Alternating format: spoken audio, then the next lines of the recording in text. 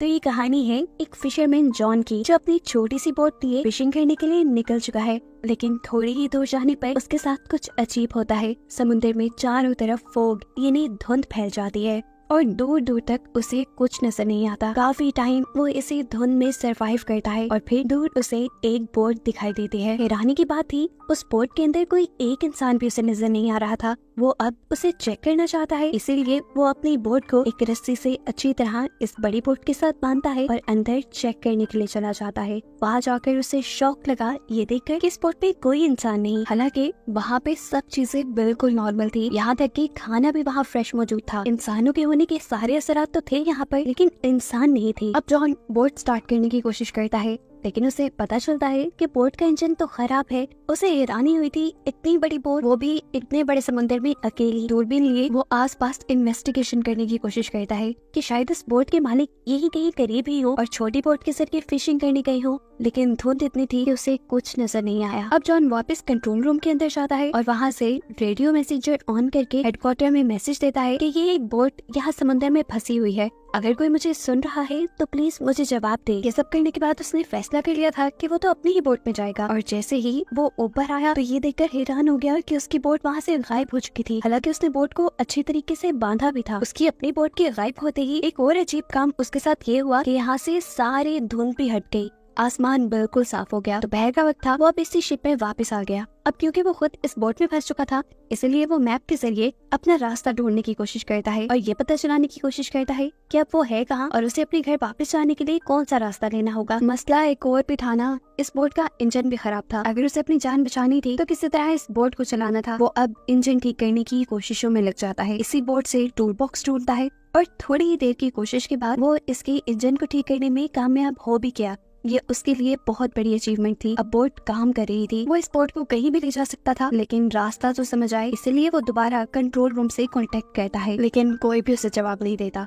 फिर बेचारा दोबारा ऊपर आ जाता है और ऊपर आते ही उसे वॉशरूम जाने की जरूरत पड़ जाती है। कोई देख तो रहा नहीं था उसे, नीचे जाने के बजाय वो समंदर में ही काम करने का डिसाइड करता है। लेकिन तभी अचानक कोई उसे पीछे से धक्का दे चुका था, जिसकी वजह से वो गिर गया। वो पानी में भी डूब सकता था, लेकिन ड्रिलिंग को पकड़कर उसने बड़ी मुश्किल से अपनी जान बचाई। हवा का प्रेशर भी इतना तेज था कि उससे वापस आना भी मुश्किल हो गया। अब बस वो डूब ही जाता, लेकिन वो हिम्मत नहीं हारता और रेलिंग को पकड़े पकड़े ही इस बोट के अंदर वापस आ जाता है। इस सारे चक्कर में उसका काम नहीं हो पाया था, इसीलिए वो नीचे टॉयलेट में गया। जा जाते ही किसी ने जोर से उसका दरवाजा बंद कर दिया। इस चीज पे जॉन ने ज्यादा ध्यान नहीं दिया, क्योंकि उसे लगा था शायद हवा के प्रेशर की वजह से बंद हुआ है। लेकिन जैसे ही वो फारिग होकर पीछे मुड़ा तो दरवाजा लॉक था, वो भी बाहर से। अब इस दरवाजे को वो हर जगह से खोलने की कोशिश करता है, अपने पॉकेट से कॉइन निकाल कर खोलने की भी कोशिश करता है, लेकिन ये चीज कामयाब नहीं हुई। उसका दिमाग खराब होता जा रहा था। उसे लगने लगा कि कोई शिप में है जो उसके साथ एक गंदी गेम खेल रहा है और उसे टॉर्चर कर रहा है। वो जोर जोर से चिल्लाने लगा, प्लीज जो भी हो खोल दो ये दरवाजा, मैं यहाँ किसी चोरी के मकसद से नहीं आया था, मेरा यकीन मानो, मैं तो सिर्फ चेक करने आया था। उसका इतना सब कुछ कहने के बावजूद भी किसी ने उसकी बात का कोई जवाब नहीं दिया। अब उसे जो भी करना था खुद ही करना था। वो यहाँ कैबिन खोलता है तो एक शॉकिंग चीज उसे ये दिखाई देती है कि कैबिन के अंदर खून लगा था। थी तो ये डरा देने वाली बात, लेकिन वो ध्यान नहीं देता और यहाँ से कैंची निकाल कर दोबारा दरवाजा खोलने की कोशिश करता है और एक और मर्तबा नाकाम हो जाता है। अब ये बोट भी लगातार चल रही थी। जॉन उकता चुका था। अचानक उसे ऊपर विंडो दिखाई देती है, जिस विंडो से निकलकर वो आसपास देखता है तो दूर उसे कार्गो शिप आती दिखाई देती है। उसने देखा कि कार्गो शिप की डायरेक्शन बिल्कुल उसकी शिप की तरफ है। अगर कार्गो शिप यहाँ आई तो उसकी शिप तबाह हो जाएगी और वो मर जाएगा। अपनी जान बचाने के लिए वो कार्गो शिप को कोई सिग्नल देना चाहता था, पर कैसे देता? वो फंसा हुआ था यहाँ पर। अपनी शर्ट निकालकर वो कार्गो शिप को सिग्नल देता है, लेकिन कार्गो शिप का कोई भी इंसान उसे देख नहीं पाया। अब उसे किसी तरह अपनी जान बचानी थी तो अपनी इस शिप को रोकना था, वरना कार्गो शिप इसे तबाह कर देती। तभी उसे विंडो के ऊपर एक रस्सी दिखाई देती है और उसे आइडिया आता है कि क्यों ना वो इस रस्सी के जरिए ही शिप को रोके। वो रस्सी को बांध बूंद कर बाहर फेंकता है ताकि बोट रुक सके, लेकिन यहाँ उसी के साथ बुरा हो गया। वो रस्सी उसी की शिप के फैन के साथ लिपट गई और बाथरूम के अंदर से वो रस्सी उसके गले के अंदर अटक गई। उसका गला तो अब घुट रहा था,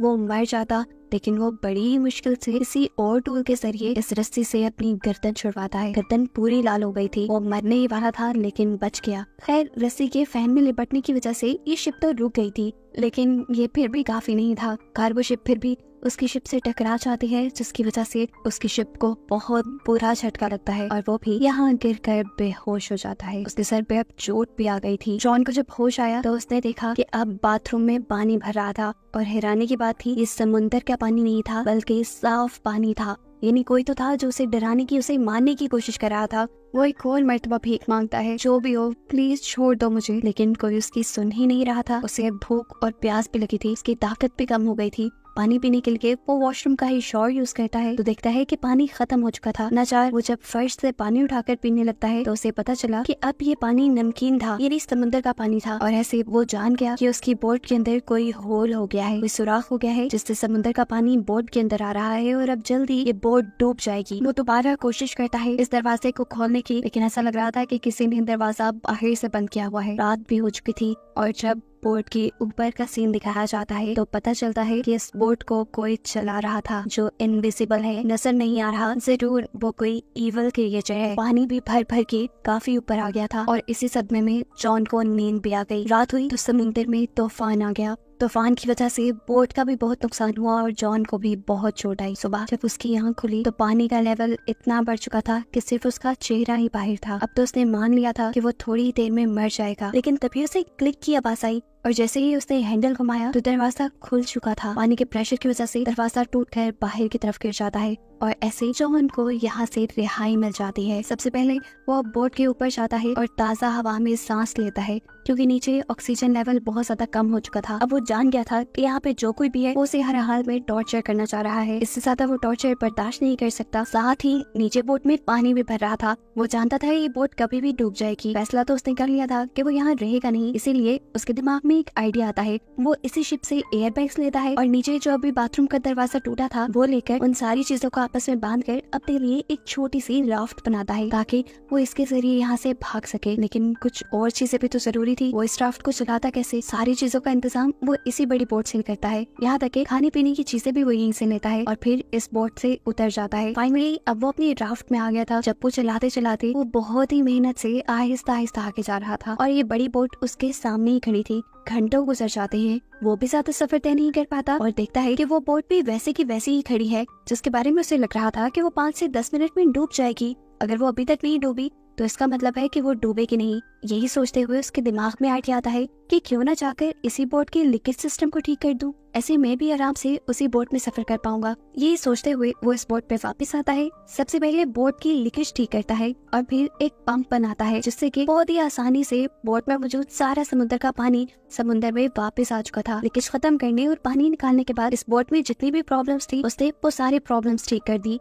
और इस बोट को बाहर से भी रिपेयर कर दिया ताकि आगे कोई मसला ना हो सफर में। ये सब करने के बाद वो दोबारा रेडियो के जरिए मदद बुलाने की कोशिश करता है, लेकिन इस मर्तबा भी जब उसे कोई जवाब नहीं मिला तो नाचार वो अब बोट के ऊपर आ गया। उसके पास मैप था। वो दोबारा रास्ता ढूंढने की कोशिश करता है और इस बोट को चलाता है, लेकिन एक और मर्तबा ये बोट उसे धोखा दे देती है और चलती ही नहीं। वो बोट बिल्कुल स्टिल हो गई थी, वही पानी में रुक गई थी और ये चीज उसे टेंशन में डाल गई। अब वो बिल्कुल तंग आ चुका था। इतने में ही उसे दूर एक और शिप आती दिखाई देती है और वो जल्दी से अपनी जान बचाने के लिए अपनी ही बनाई हुई छोटी सी राफ्ट के जरिए उस दूसरी शिप पे जाने का फैसला करता है।